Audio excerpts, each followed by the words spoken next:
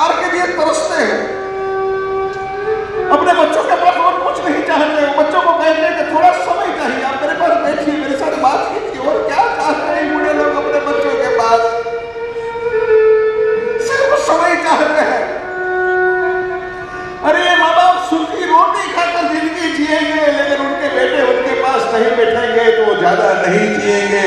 उन लोग सूखी रोटी खिलाओ, लेकिन उनको प्यार दो। प्यार चाहिए आप लोगों का।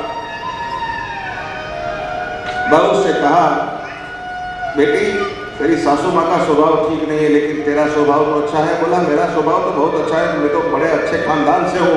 तो मैंने उस बेटी को एक कथा सुनाई जो आपने भी सुनी है। मैंने कहा, बेटी एक साधु बाबा थे, नदी में स्नान कर रहे थे, एक बिच्छू निकला। तो बाबा ने बिच्छू को पकड़ा बचाने के लिए। जैसे बिच्छू को पकड़ा, बिच्छू ने टक दिया, बिच्छू हाथ से छूट गया। बाबा ने दोबारा बिच्छू को पकड़ा, बिच्छू ने टक दिया, बिच्छू हाथ से छूट गया।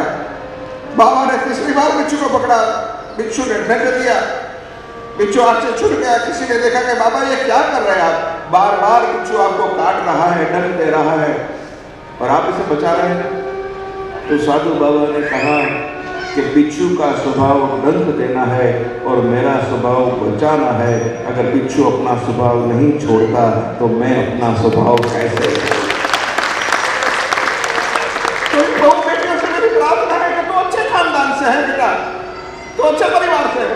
अगर सासू माँ का स्वभाव ठीक नहीं, तेरा स्वभाव तो अच्छा है ना, तू क्यों अपने स्वभाव को छोड़ती है? बस यहाँ जितनी बहू बेटी है इस जगह मत प्रार्थना करता हूँ,